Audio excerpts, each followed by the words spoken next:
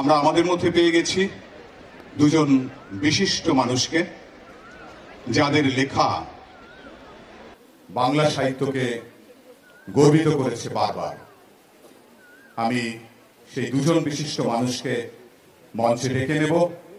শ্রদ্ধেয় শ্রী শীর্ষেন্দু মুখোপাধ্যায়, সাহিত্যিক শীর্ষেন্দু মুখোপাধ্যায়, এবং আমাদের অত্যন্ত প্রিয় কবি সুবোধ সরকারকে আমি অনুরোধ করব তারা তাদের মঞ্চে আসবার জন্য। এবং তার সঙ্গে আমাদের কাব্যায়ন এবং ব্রততী পরম্পরার কর্ণধার ব্রততী বন্দ্যোপাধ্যায় দিদিভাইকেও আমরা মঞ্চে ডেকে নেব। আসুন আমরা আমাদের উদ্বোধন পর্বে যাই। শব্দের বাগানে উৎসব, তাই সেই শব্দ বাগানে ফুল যদি হাতে তুলে না দেওয়া যায় তাহলে কি সেই উৎসব পূর্ণতা পায়? তাই এই বাগানের ফুল দিয়ে সাজানো স্তবক দিদিভাই এখন তুলে দেবেন আমাদের সম্মানীয় অতিথি সাহিত্যিক শীর্ষেন্দু মুখোপাধ্যায় এবং কবি সুবোধ সরকারের হাতে। সাথে পরম্পরার পক্ষ থেকে কিছু উপহার সামগ্রী এই দুই গুণীজনের হাতে আমরা পৌঁছে দিচ্ছি। আমরা সম্বর্ধনা পর্বেও যাব। একটু জোরে করতালি হবে।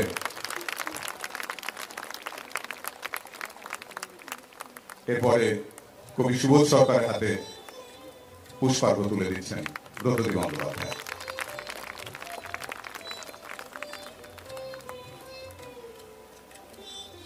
এবং সঙ্গে রয়েছে কিছু উপহার সামগ্রী।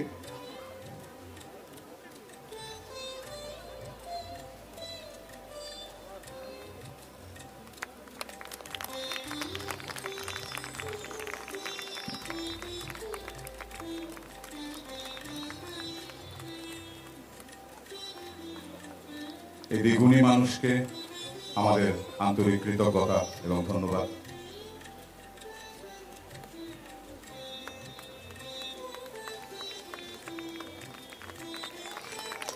জোরে হাততালি, এটা কৃপণতা করলে চলবে না কিন্তু।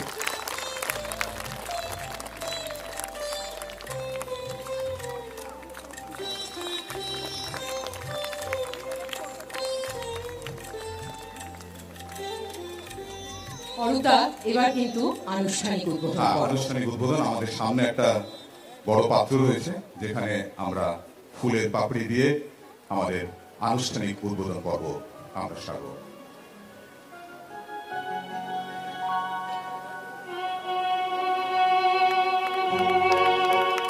জোরে হাততালি হোক।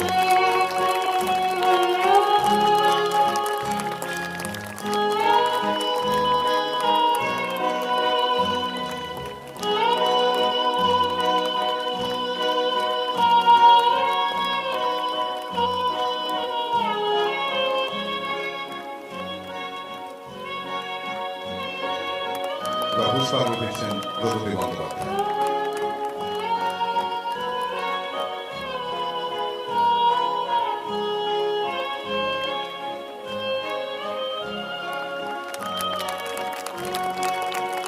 এক অদ্ভুত দৃশ্য আমরা সম্মুখীন করছি, আমরা দেখতে পাচ্ছি।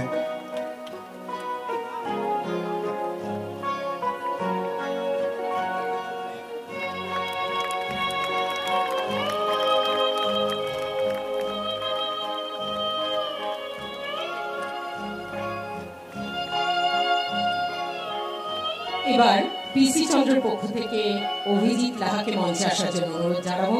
আর সাথে ডেকে নেব শম্পা সেনগুপ্ত, অর্পিতা ভট্টাচার্য এবং শ্রাবন্তী বসুকে, যারা দীর্ঘ সময় ধরে কাব্যায়ন এবং পরম্পরার পরিচালনা মণ্ডলীতে রয়েছেন। আমরা যখন এই গুণী মানুষদের আমাদের মধ্যে পেয়ে গেছি, আমরা চাইব তাদের কাছ থেকে দু চার কথা শোনার জন্য। আমি প্রথমে অনুরোধ জানাবো সাহিত্যিক শীর্ষেন্দু মুখোপাধ্যায়কে তার দু চারটে কথা আমাদের সামনে বলবার জন্য। তার আগে অরূপদা কাব্যায়নের 35 বছর এবং পরম্পরার 10 বছর আবৃত্তি শিল্পকে নিয়ে দিদির এই দীর্ঘ পথ চলাকে সম্মান জানিয়ে একটি স্মারক উপহার অভিজিৎ লাহা তুলে দেবেন ব্রততী বন্দ্যোপাধ্যায়ের হাতে। পিসি চন্দ্রের পক্ষ থেকে অভিজিৎ লাহা।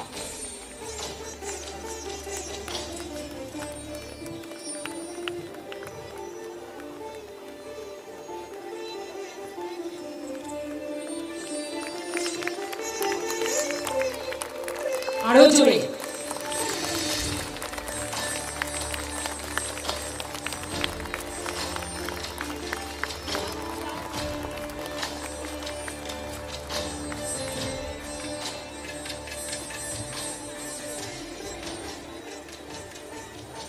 এবার আমি অনুরোধ জানাবো সাহিত্যিক শ্রী শীর্ষেন্দু মুখোপাধ্যায়কে তার মূল্যবান কিছু কথা আমাদেরকে শোনাবার জন্য। আপনাদের সকলকে আমার সশ্রদ্ধ নমস্কার, আমার গভীর প্রীতি এবং আন্তরিক শুভেচ্ছা। ছেলেবেলায় আমার অনেক কিছু হওয়ার ইচ্ছে হতো, কখনো ডাক্তার, কখনো ইঞ্জিনিয়ার, কখনো আবৃত্তিকার, কখনো গায়ক। সেসব দিয়ে কিছুই হলো না, যা হওয়ার তাই হলো। কিন্তু ব্রততী যে কাজটি করছে, বা ব্রততীর মতো আরো অনেকে, যারা এই বাচিক শিল্পকে, এখন বাচিক শিল্প বলা হয়, আমরা সবাই বলতাম শুধু আবৃত্তি, সেটাকে এমন একটা স্তরে উন্নীত করেছে, এমন একটা জায়গায় নিয়ে গেছে, যা এখন একটা বিশেষ শিল্প ধর্ম। তাকে আমার অকুণ্ঠ অভিনন্দন জানাই। খুব পরিশ্রম সাধ্য কাজ সে করেছে। এত মানুষ যেখানে এসছেন এই আবৃত্তি করা, শ্রবণ করতে বা দেখতে, তাতে বোঝা যায় যে কতখানি আকর্ষণীয় হয়ে উঠেছে এই শিল্পটি। তাকে আমার অভিনন্দন তো বটেই, ও যারা তার ছাত্রছাত্রী আছেন এখানে, যারা তার কাছে শেখেন এবং যারা একটু আগে পারফর্ম করবেন এই মঞ্চে, অসাধারণ সুন্দর একটি উপস্থাপনা, তা দেখে মুগ্ধ হয়েছি। আরো মুগ্ধ হওয়ার নিশ্চয়ই বিষয়সূচি আছে এরপরে। সুতরাং সবাই মিলে আনন্দে থাকুন, এই শিল্পকে আরো উন্নত করে তুলুন। যত উন্নত হবে, যত মানুষকে আকর্ষণ করবে, ততই আমাদের আনন্দ। সবাইকে আমার নমস্কার জানাচ্ছি, সবাই ভালো থাকবেন। অনেক শ্রদ্ধা আপনাকে। এরপর কবি সুবোধ সরকারকে অনুরোধ করি। নমস্কার। গত ৩০ বছরে বাংলা কবিতার জন্য আমি কখনো এত মানুষ দেখি।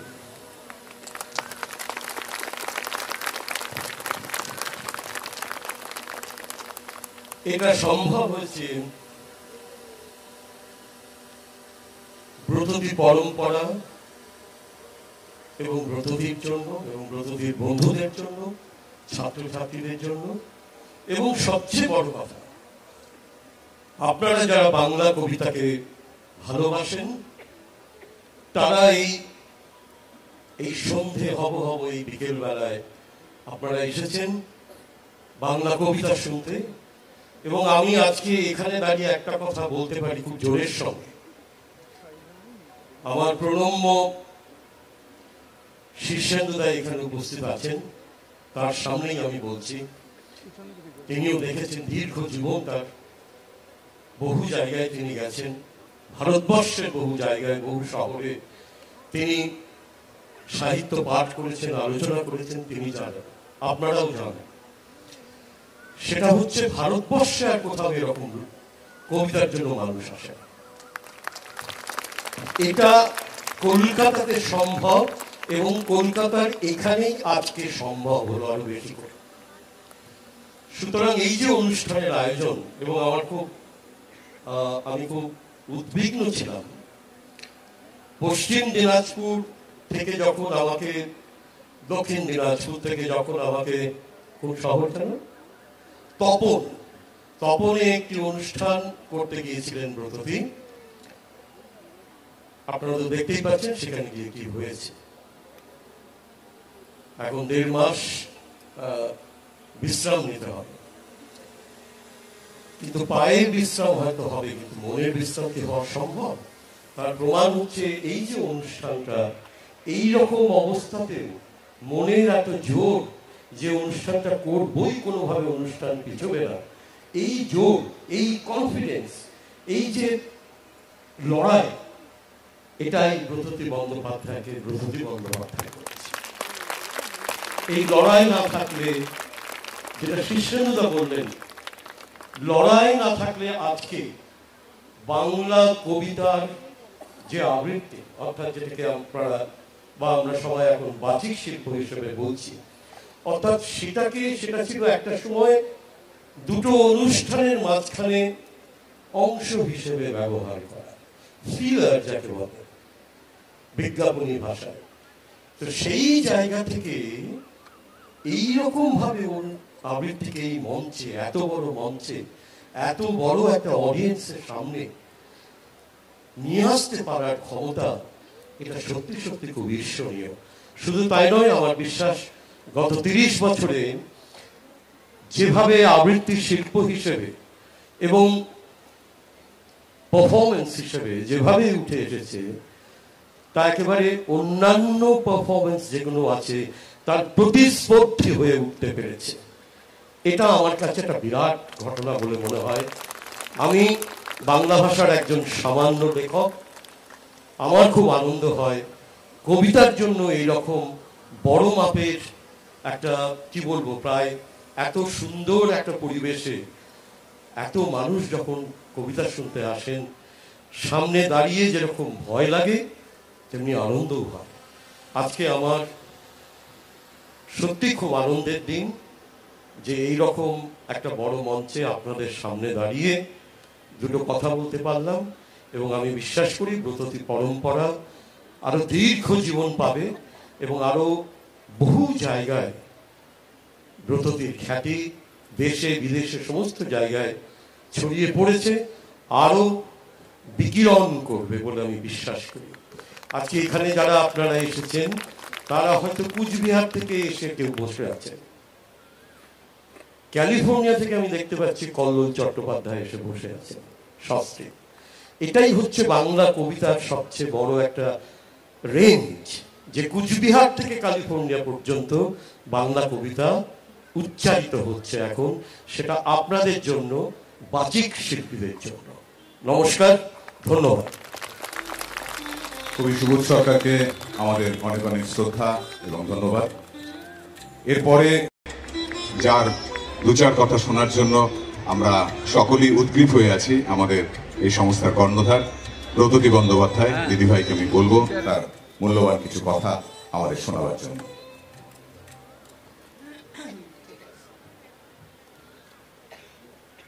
নমস্কার, শুভ সন্ধ্যা। বিরাট কোহলি আর রোহিত শর্মার ভারতীয় ক্রিকেট দল এই মুহূর্তে দুবাইতে চ্যাম্পিয়ন্স ট্রফির ফাইনালে নিউজিল্যান্ডের মুখোমুখি। আমরা সবাই সে খবর জানি। সারা ক্রিকেট বিশ্বের চোখ এখন সেই মাঠে। আমার স্বপ্ন ছিল পিসি চন্দ্র গার্ডেনের এই মেপল লনকে এক টুকরো কবিতা বিশ্ব তৈরি করার। আজকে এখানে দাঁড়িয়ে সুবোধদা এক্ষুনি বলছিলেন কোচবিহার থেকে ক্যালিফোর্নিয়া, ঠিক তাই। আমার মনে হচ্ছে একটা ছোটখাটো কবিতা বিশ্বই মেপল লনে এসেছে। আপনাদের সকলের জন্য আমার অনেক অনেক শুভেচ্ছা, শ্রদ্ধা এবং ভালোবাসা। আমি অত্যন্ত কৃতজ্ঞ পিসি চন্দ্র গার্ডেন কর্তৃপক্ষ। সামনেই অভিজিৎ আছেন, আমার চেয়ে ছোট বয়সে, ওনাকে নামেই ডাকি। কিন্তু যতবার এই কবিতা উৎসব আমরা এখানে আয়োজন করেছি, পিসি চন্দ্র গার্ডেন তাদের তরফ থেকে অভিজিৎ লাহা, আমার অত্যন্ত প্রিয় এবং পরিচিত প্রদীপ দা, যিনি এই কাজের সঙ্গে ওতপ্রোতভাবে জড়িয়ে, তারা আমাকে উৎসাহ দিয়েছেন, পাশে থেকেছেন। আর যারা পাশে থেকেছেন তাদের কথা তো আপনারা শুনলেনই, জানলেনই। আমার ঠিক পেছনে দাঁড়িয়ে আছেন আমার একেবারে কোর গ্রুপ। আর শুধু তাদেরই বা বলি কেন, আমার প্রতিটি ছাত্র ছাত্রী আমার শরীরের এক একটি অংশ। আমি যখন যেভাবে বলি তারা সেভাবে কাজটি করে, এবং আপনারা বুঝতে পারছেন এইখানে স্টল, ওইখানে ফুড কোর্ট, মানে এখানে ফুচকাওয়ালা কি এসেছে? হ্যাঁ, ফুচকাওয়ালার ব্যবস্থাও আমরা করেছি।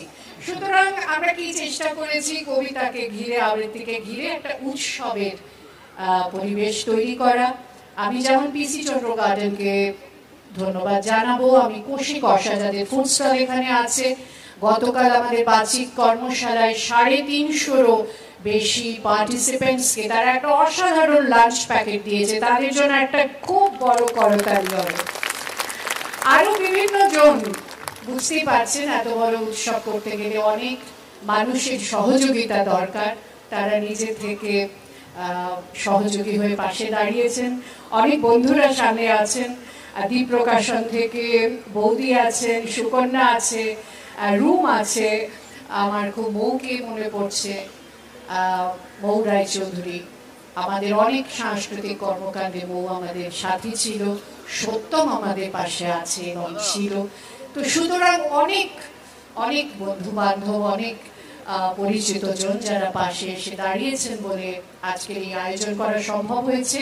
আর বেশি কথা বলবো না, সামনে অনেক অনেক মনোগ্রাহী সব অনুষ্ঠান আছে। আমার শক্তিদার একটা কবিতার কথা ঠিক এই মুহূর্তে আমার এই চেয়ারটায় বসে বসে যখন সুবোধদা, শীর্ষেন্দুদার কথা শুনছিলাম, তার একটা কবিতার দুটো লাইন মনে পড়ছিল। শক্তিদা এরকম লিখেছিলেন, মানুষ অরণ্যে কিছু পেতে চায়, পাতা নয়, নির্জনতা নয়, তারও কিছু বেশি। মানুষ ঝর্ণার কাছে কিছু পেতে চায়, শুধু নয় জল, পতনের শব্দ নয়, তারও কিছু বেশি। তাই মাঝে মাঝে এই অরণ্যের পাশে ঝর্ণার ধারে গিয়ে বসি, দেখি 2 মুঠি ভরে গেছে রজত কাঞ্চনে। আমার স্বপ্ন এই, আমার বিশ্বাস এই, আমার প্রত্যাশা এই যে আপনাদের সকলের মুঠি কবিতার রজত কাঞ্চনে, সঙ্গীতের রজত কাঞ্চনে, অনেক সুন্দর স্মৃতির রজত কাঞ্চনে আজকে ভরে উঠুক। খুব ভালো থাকবেন, পাশে থাকবেন, আবারও যেন আমরা এইরকম একটি আয়োজনে আপনাদের সকলের সঙ্গে মিলিত হতে পারি। ধন্যবাদ। দিদি ভাইকে অনেক অনেক ধন্যবাদ। আমাদের এই পর্বের অনুষ্ঠান এখানেই শেষ। আমি